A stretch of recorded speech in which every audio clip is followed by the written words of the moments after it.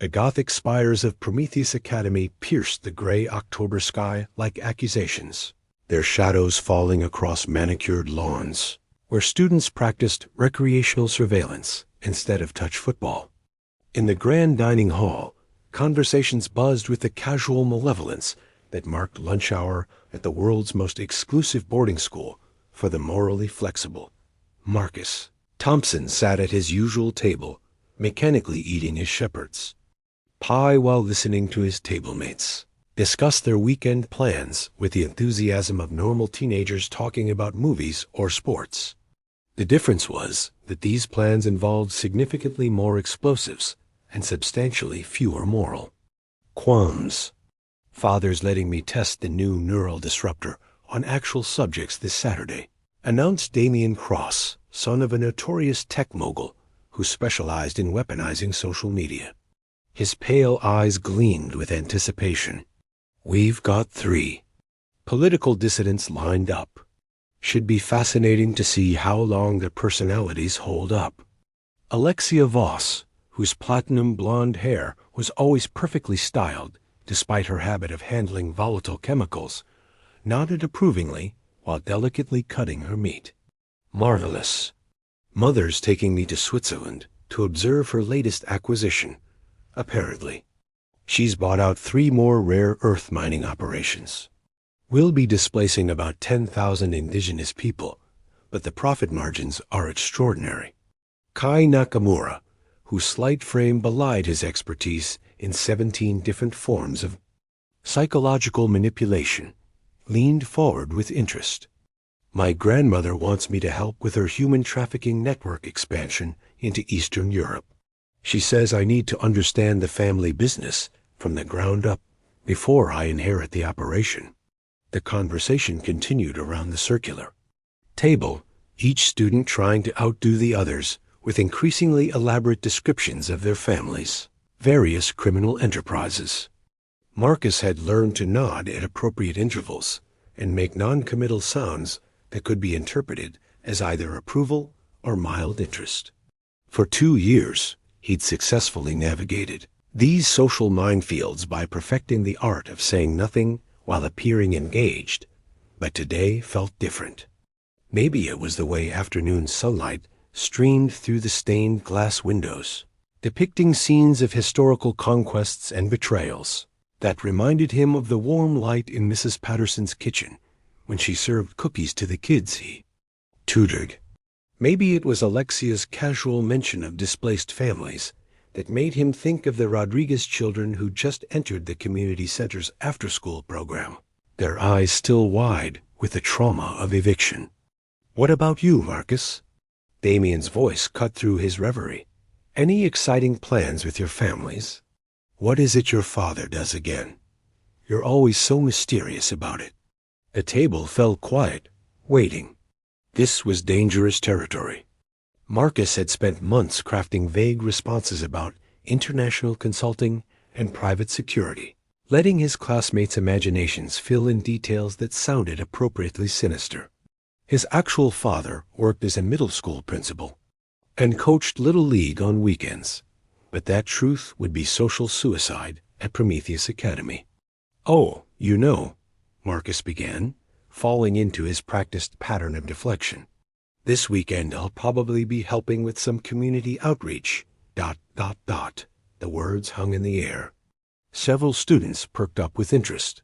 Community outreach sounded promising, perhaps infiltrating local government or corrupting civic organizations. Double quotes ... at the animal shelter, Marcus continued, his mind somehow bypassing all his carefully constructed filters.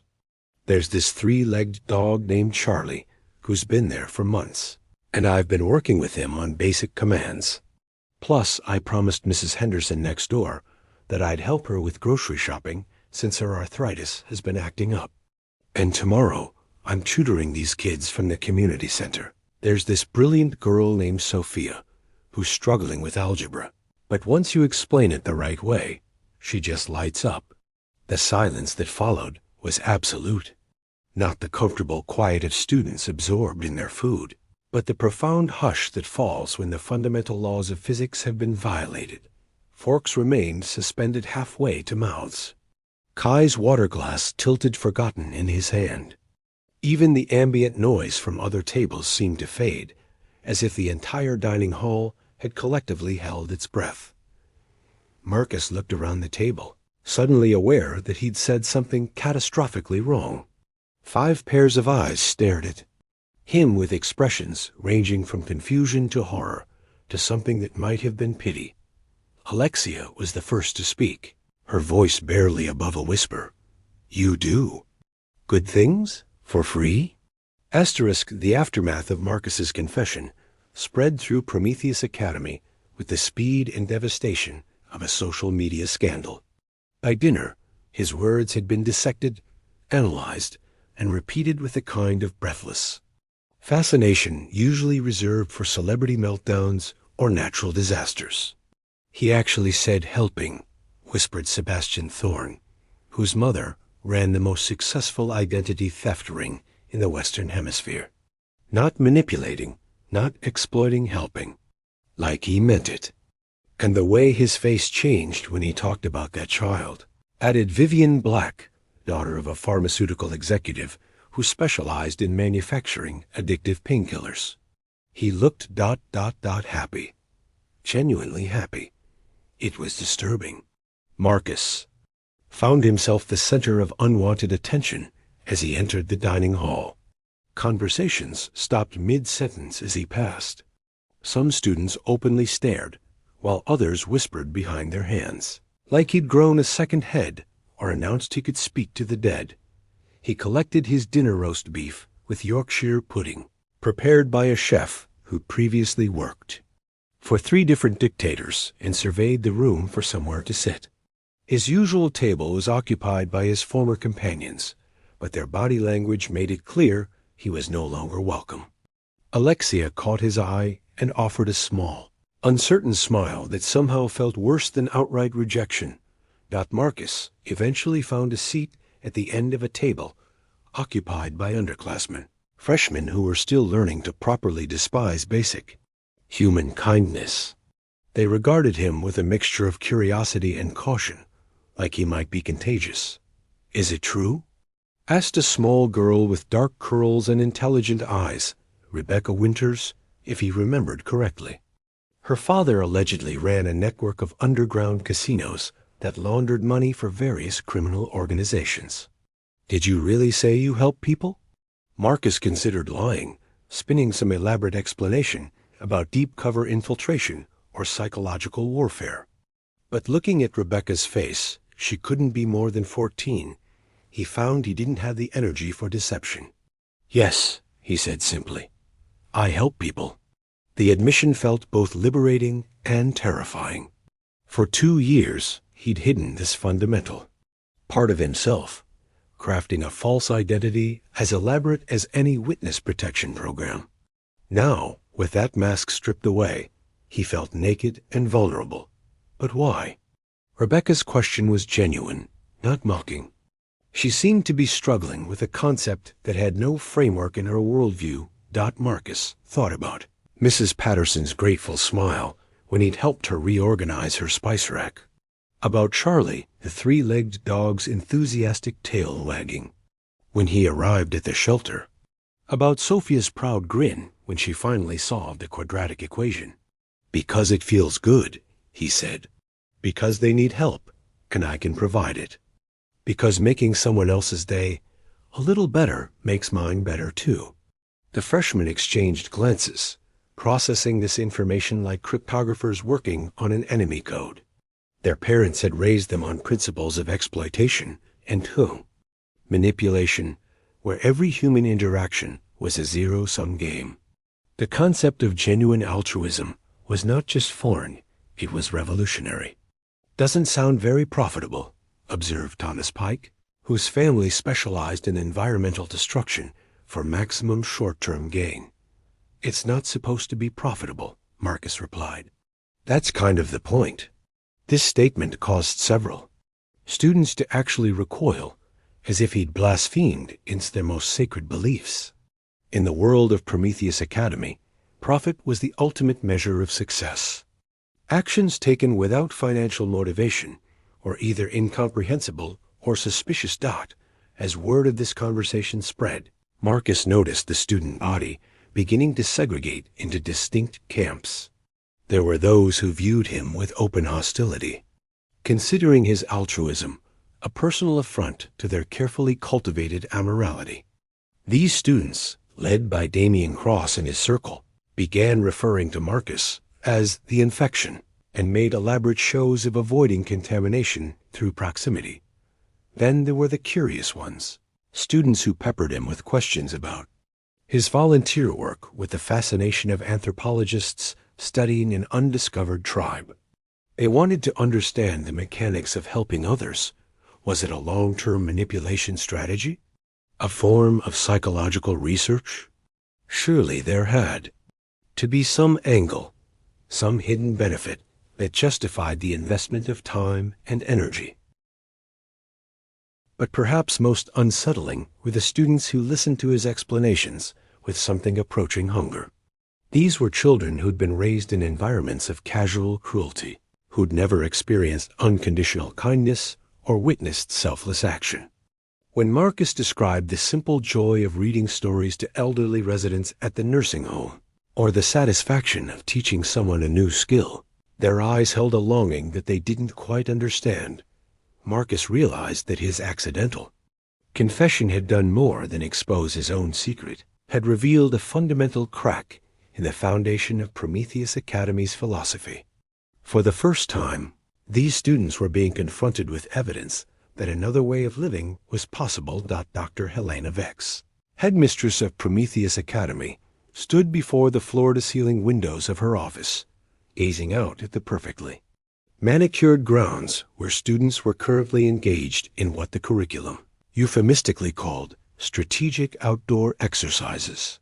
From her vantage point, she could see Damien Cross teaching younger students advanced interrogation techniques using garden sculptures as practice subjects, while Alexia Voss led a seminar on chemical compounds that left no forensic trace. Everything appeared normal, yet Dr. Vex felt the familiar tension that preceded institutional crisis. In her 30 years of molding the children of criminals, dictators, and corporate sociopaths into effective successors to their family legacies, she developed an almost supernatural ability to sense threats to the carefully constructed ecosystem of Prometheus Academy. The threat, improbably, was kindness.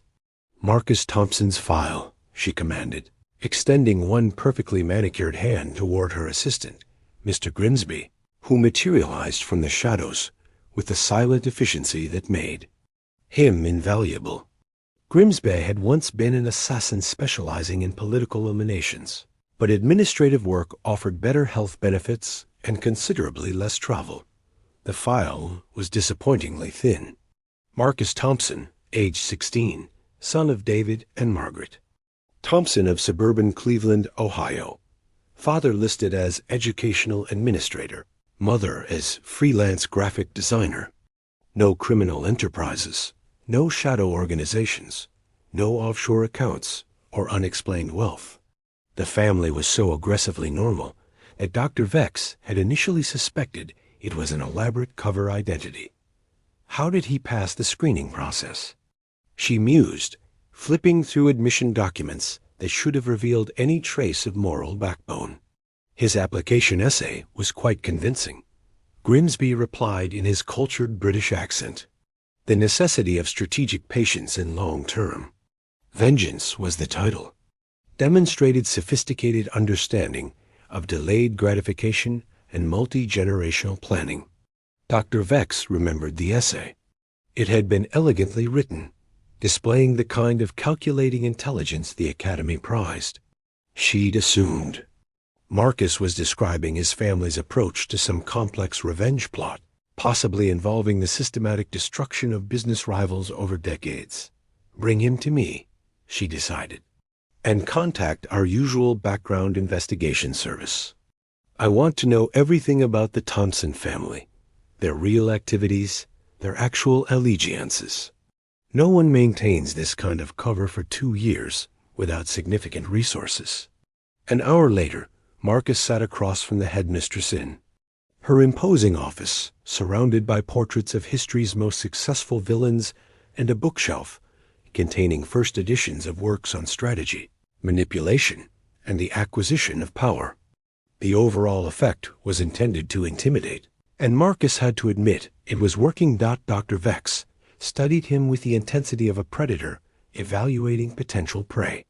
She was an elegant woman in her 50s, with silver hair pulled back in a severe chignon and eyes like chips of Arctic ice. Her reputation for ruthless efficiency was legendary. She personally eliminated 3 previous headmasters to secure her position, and rumor held that she kept their preserved heads in her private study as motivational decor. "Mr. Thompson," she began, her voice carrying the crisp authority of someone accustomed to absolute obedience. "Your recent ... outburst has caused considerable disruption to our academic environment. Students are asking questions that undermine fundamental principles of their education." Marcus met her gaze steadily, though his heart was racing. "I'm sorry for any disruption, headmistress. I didn't mean to cause problems. Didn't you?" Dr. Vex leaned forward slightly. "Your description of these volunteer activities was remarkably detailed for something that slipped out accidentally. Tell me about this animal shelter. What intelligence are you gathering there? Which criminal organizations use it as a front?" "It's not a front for anything," Marcus replied. "It's just an animal shelter. They take in strays and abandoned pets, provide medical care, and try to find them homes." Dr. Vex's expression didn't change, but something flickered in her eyes. Confusion, perhaps, or the first stirring of concern. "And your compensation for this intelligence gathering?" "I don't get paid. I volunteer because I love animals, and because the shelter needs help." A silence stretched between them like a taut wire. Dr. Vex had interrogated war criminals, corrupt politicians, and megalomaniacal industrialists. She understood greed, ambition, revenge, and the countless variations of self-interest that motivated human behavior. But this genuine altruism was completely outside her framework of understanding. "Mr. Thompson," she said finally, "I'm going to ask you a direct question, and I expect a truthful answer. What is your family's actual criminal enterprise?" Marcus almost laughed, but caught himself in time. "My father is a middle school principal. My mother designs websites for small businesses. We're not criminals. We're just regular people." The admission hung in the air like a confession of treason. Dr. Vex stared at him with the expression of someone who'd just been told that gravity was optional. "Can water float uphill?" "Impossible," she whispered. "Normal people don't send their children to Prometheus Academy. Normal people can't afford our tuition, don't have access to our admission requirements, don't even know we exist." But even as she spoke, Dr. Vex was remembering the scholarship program she'd instituted 5 years ago, a carefully designed recruitment tool intended to identify promising candidates from lower socioeconomic backgrounds who showed potential for moral flexibility. The program targeted students from failing public schools, offering them opportunities that seemed too good to be true, because they were too good to be true. The scholarship recipients were meant to be easily corrupted, grateful children who would abandon their previous values in exchange for power and privilege. The program had been enormously successful until now. Marcus Thompson hadn't been corrupted. Somehow, impossibly, he'd maintained his moral compass while surrounded by institutionalized evil. Worse than that, his presence was beginning to affect other students, introducing doubt into minds that had been carefully shaped to embrace immorality. For the first time in her career, Dr. Helena Vex felt something approaching fear. The secret meeting took place in the Academy's ancient library, hidden deep within the stacks between volumes on advanced psychological manipulation and the economics of human suffering. Rebecca Winters had organized it, using skills inherited from her casino-running father to identify students who might be sympathetic to what she privately called the Marcus situation. 8 students had answered her carefully coded invitation, slipping through the shadowy corridors after midnight with the practiced stealth that Prometheus Academy had taught them for entirely different purposes. They gathered in a circle on the Persian carpet that had once belonged to a genocidal emperor, their faces illuminated by the pale glow of emergency lighting. "We all know why we're here," Rebecca began in a whisper, her 14-year-old voice carrying an authority that would have impressed her criminal father. "Marcus Thompson has shown us something that shouldn't exist, at least not here. But it does exist, and now we have to decide what to do about it." Asterisk, asterisk. The group was an unlikely collection of Prometheus Academy's most troubled students, though their troubles were quite different from those that might afflict normal teenagers. There was Jin Sato, whose arms dealer family had raised him to see human conflict as a profitable commodity, but who'd always been disturbed by the civilian casualties his father dismissed as acceptable margins.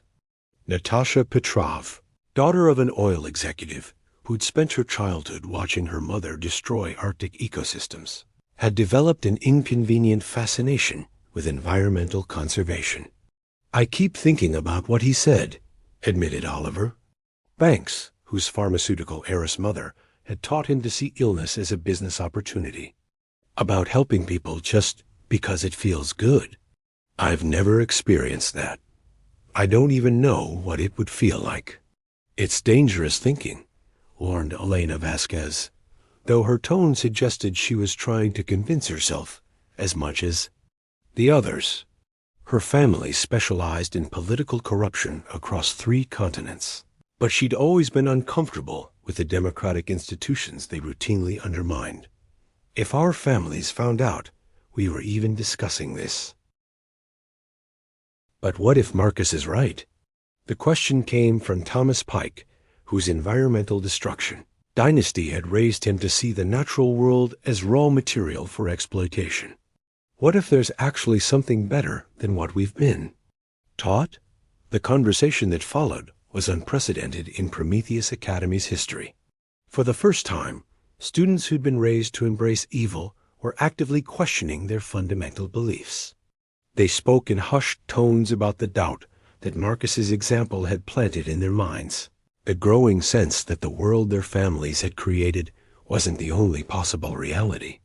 "I've been researching," Rebecca admitted, producing a tablet she'd hidden beneath her school robes. "There are organizations out there, legitimate charitable foundations, volunteer groups, people who actually dedicate their lives to helping others. And they're not all failures or weaklings like we've been taught.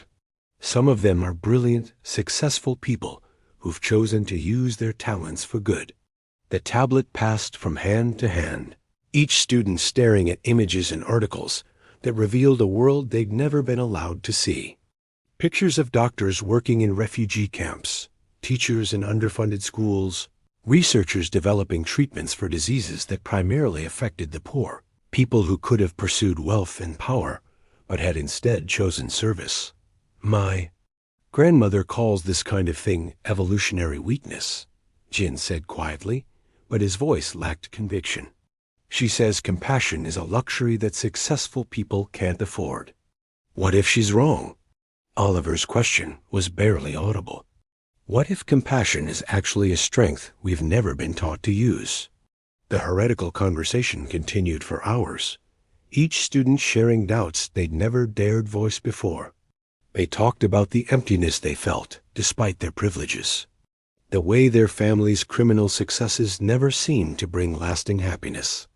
They spoke of servants who'd shown them kindness despite being treated as expendable resources, of brief encounters with genuinely good people that had left them wondering about alternative ways of living.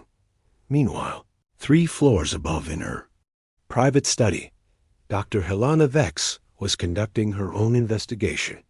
The background report on the Thompson family had confirmed her worst fears. They were exactly what they appeared to be.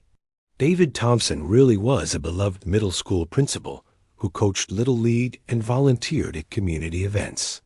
Margaret Thompson genuinely designed websites for local nonprofits and small businesses, often at reduced rates for organizations that couldn't afford market prices. The family lived in a modest 3-bedroom house, drove sensible used cars, and donated a percentage of their income to various charities. They attended community theater productions, participated in neighborhood cleanups, and were known throughout their suburb as helpful, generous people who genuinely cared about others. It was, from Dr. Vex's perspective, absolutely horrifying. How did we miss this? She demanded of Grimsby, who stood at attention beside her desk. How did 2 years of Prometheus Academy education fail to corrupt a student this thoroughly? Perhaps, Grimsby suggested carefully, certain values run deeper, and institutional influence can reach. The boy's moral foundation appears to have been established very early and reinforced consistently throughout his childhood. Dr. Vex considered this explanation with growing alarm. If Marcus Thompson could maintain his ethical principles despite 2 years of intensive anti-moral education, what did that say about the Academy's methods? Worse, if his example was inspiring other students to question their training, the entire institutional framework was at risk. We need to contain this, she decided. Tomorrow, I want Marcus Thompson isolated from the general population. And I want surveillance on any student who's been observed interacting with him. This infection cannot be allowed to spread. But it was already too late. As Rebecca's secret meeting concluded with whispered promises to continue their forbidden research, similar conversations were beginning throughout the Academy. Marcus Thompson's accidental confession had done more than reveal his own secret. It had awakened something that Prometheus Academy had spent decades trying to suppress. For the first time in the institution's dark history, students were discovering hope. The confrontation came at dawn. As Marcus was returning from his morning run around the Academy grounds, habit he'd maintained despite the other students' bewilderment at exercise that wasn't connected to combat training or escape techniques. He found Dr. Vex waiting in his dormitory room, flanked by 2 security guards whose previous occupations involved considerably more violence than their current job description suggested. "Sit down, Mr. Thompson," the headmistress commanded, her voice carrying the icy authority of someone accustomed to absolute obedience. "We need to discuss your future at this institution." Marcus sat on his narrow bed, acutely aware that the room had been searched. His few personal possessions, photos of his family, letters from children he tutored, a handmade thank you card from Mrs. Henderson, were arranged too neatly on his desk. Even his most private memories had been examined and catalogued.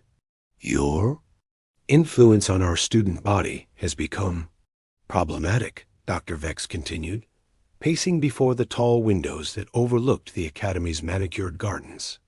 "Last night, I received reports of unsanctioned gatherings, unauthorized research into charitable organizations, and discussions that directly contradict core curriculum principles."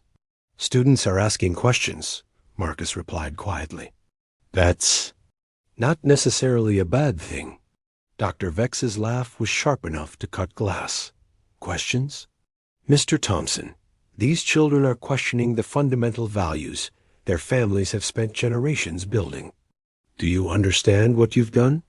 Jin Sato has been researching peace negotiation techniques instead of weapons procurement. Natasha Petrov submitted an essay on renewable energy that reads like environmental activism. Oliver Banks asked his advanced exploitation instructor about the ethics of withholding medical treatments from impoverished populations. Each example hit Marcus like a physical blow, not from shame but from pride. These were brilliant students who'd been shaped into instruments of harm, but underneath their careful conditioning, their basic humanity remained intact. His example hadn't corrupted them. It had reminded them of who they could be. "They're good people," he said simply. They just needed to see that goodness was possible. "Good people?" Dr. Vex's composure cracked slightly, revealing the fury beneath her professional demeanor. Mr. Thompson, these students are destined to inherit criminal empires worth billions of dollars. They will control human trafficking networks, weapons, manufacturing, environmental destruction, political corruption on a global scale. Their goodness, as you call it, threatens the stability of systems that have taken decades to construct. Marcus looked at her with something approaching pity. And do you think that's worth preserving? The question hung in the air like a challenge. Dr. Vex had spent her career believing that power was its own justification. That success measured in wealth and influence was humanity's highest achievement. She'd molded children into perfect successors to their families' criminal legacies because she genuinely believed that was the natural order of things. But now, faced with Marcus Thompson's quiet conviction, she found herself experiencing something she hadn't felt in 30 years' doubt. "You have a choice," she said finally, her voice carefully controlled. "Accept immediate expulsion and return to your ordinary life in suburban mediocrity, or remain at Prometheus Academy and help us understand how to manage the situation you've created. Manage it how?" Marcus asked, though he suspected he already knew the answer. "Help us develop more effective techniques for moral suppression. Your resistance to our methods is fascinating from an academic perspective. With your cooperation, we could create training programs that eliminate the kind of ethical thinking that interferes with practical success." The offer was as seductive as it was horrifying. Marcus could stay at the academy, surrounded by resources and opportunities that his working-class background had never imagined possible. He could help shape the institution's future, potentially moderating its worst excesses from within. All he had to do was become complicit in the systematic corruption of children. "There's a third option," he said quietly. Dr. Vex raised an eyebrow. "Oh? I stay, but I keep being exactly who I am. I keep volunteering at the animal shelter, tutoring kids at the community center, helping Mrs. Henderson with her groceries. And if students want to hear about it, I tell them. If they want to join me, they're welcome." The suggestion was so audacious that Dr. Vex actually stepped backward. "You would turn Prometheus Academy into some kind of rehabilitation center for criminal families?" "I would give students the chance to choose who they want to become," Marcus replied. "Some of them will follow their families' paths. They're right. But others might choose differently if they knew different was possible." Through the tall windows, the morning sun cast long shadows across the academy grounds. In the distance, Marcus could see students beginning their day, some heading to classes on advanced intimidation and profitable betrayal, others gathering in small groups that might or might not be discussing forbidden topics like compassion and service. Dr. Vex stared at him for a long moment, her expression cycling through emotions she hadn't experienced in decades. Fear, anger, confusion, and something that might have been hope warred across her features. "You realize," she said finally, "that what you're proposing would fundamentally change everything this institution represents." Marcus smiled, the same genuine, uncomplicated expression that had first unnerved his classmates in the dining hall. "Yeah," he said, "I know." Outside, Rebecca Winters was leading a group of students in what appeared to be a gardening project, but was actually a covert planning session for their first organized volunteer expedition to the local community center. Jin Sato was drafting a letter to his grandmother, explaining why he wanted to study conflict resolution instead of weapons development. Natasha Petrov was researching environmental law programs, wondering if it was possible to undo some of the damage her family had caused. The revolution Marcus Thompson had accidentally started with a simple confession about helping others was spreading through Prometheus Academy like wildfire. And for the first time in the institution's dark history, the future was genuinely uncertain, not which, Marcus reflected as he waited for Dr. Vex's decision. was exactly the way it should be. Doctor Vex looked out at her students, seeing them, perhaps, for the first time, not as products to be shaped, but as human beings with the capacity for choice. The transformation Marcus proposed would be dangerous, difficult, and might ultimately fail. But the alternative, continuing to manufacture monsters from children who deserve better suddenly, seemed far worse. "Very well, Mr. Thompson," she said, her voice carrying a tremor that might have been fear or might have been hope. "Let's see what happens when goodness goes to school."